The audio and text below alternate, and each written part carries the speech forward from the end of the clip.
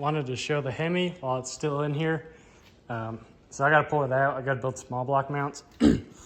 So when I called the metal shop, they didn't have, like, I didn't want to buy a full plate of 1/4-inch steel. So they had these. These are for like fence posts, and they're pre-drilled with 4 holes all the way around it.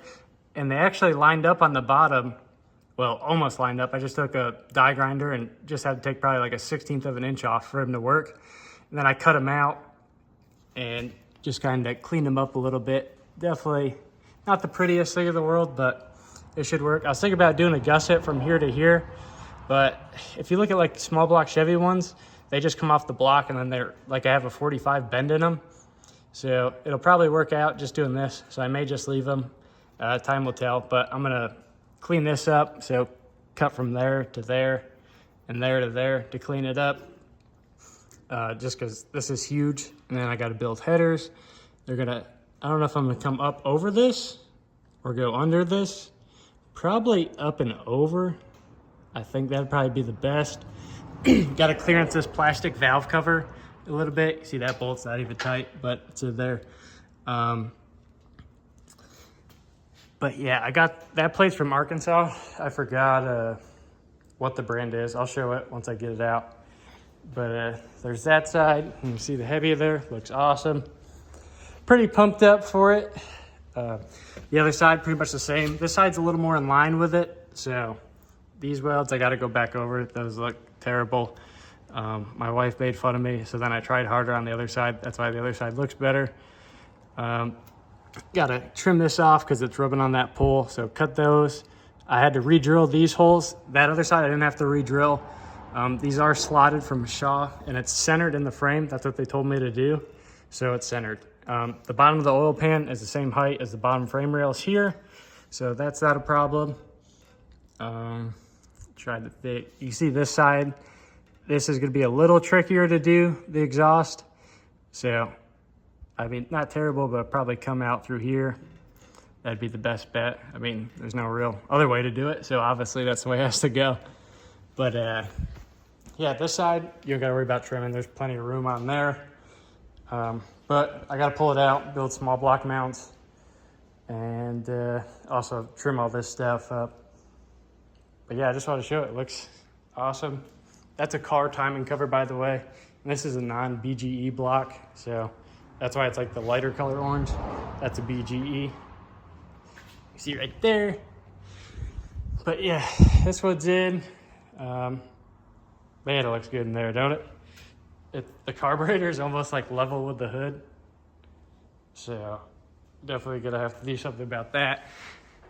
But man, I am excited. It looks so good in there. I'm pumped up.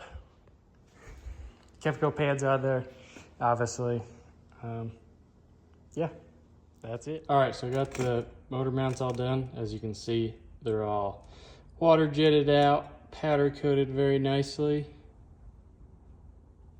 Just kidding.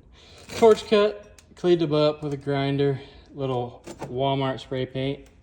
That was my attempt at making my videos not so dry. My old lady says my videos are pretty dry, so you're welcome. Merry Christmas. But here they are. I think they turned out all right. They don't look terrible for what we're doing. Some of the other paint on my paint and milk crate came off and stuck to it, you know, so they're not perfect anymore, but they should work. I'm a little worried about them bending, especially this one. This one's a little long. And these ones, I mean, the welds are pretty good. This one, I just laid it right in there. That was the ugly one earlier in the video. I just weaved the shit out of it pretty much to get it filled in. So, I mean, that joint's gonna be strong, and that joint's gonna be strong. If anything, it's gonna rotate off the bottom and break the bottom weld off. I was gonna put something, a gusset in between there to triangulate it. I don't know. I'm just gonna give these a shot. The ones for a Chevy are just a 45. They go mount to the block like this and then kick out flat. So these are pretty similar. They just have a weld instead of a bend. So they should work. I mean, obviously we'll see. If they don't work, they'll just bend and they'll bend the mid plate and they'll put the drive shaft in a bind and then it'll break the transmission. So it's not really a big deal either way, you know, it's just money. So I forgot to take a picture of the small block in there. I mean, obviously you've all seen this ball block before. Was it anything? You see there's just grease over everything now because I picked the greasiest block that I had instead of picking a clean one out of the 9 that I have over there, 10, whatever it is. And I picked the greasiest one that a guy just dropped off. So yeah, that's why there's grease all over everything now. So, you know, that's me. That's what I do for fun. Just make a mess out of everything. But got my engine mounts made, so I'm happy with that. So now everything's gonna get torn out of the car, like control arbs, everything. Everything's getting taken out, and I'm gonna redo everything. Not redo everything, but just make sure everything's tight and replace things that Shaw recommends replacing. I've seen a lot of Shaws without paste stuff on it, but I want to get everything that they recommend because they're the ones who build them. They're the ones who know what they're doing. So I'm gonna follow their guidelines to a T, and that'd be better off. Like the electrical stuff, like we're driver's side mount, but when I run the Hemi, it's passenger side mount for the starter. And all this stuff, that can come out because I'm not gonna run any of that. This is an 8-to-1 box. Everyone says to run a 6-to-1, so that's gotta go. And then I just gotta pull all this stuff off, measure it, make sure everything's right, everything's tight, you know, because if something falls off that you didn't put on, you're just gonna be kicking yourself in the ass.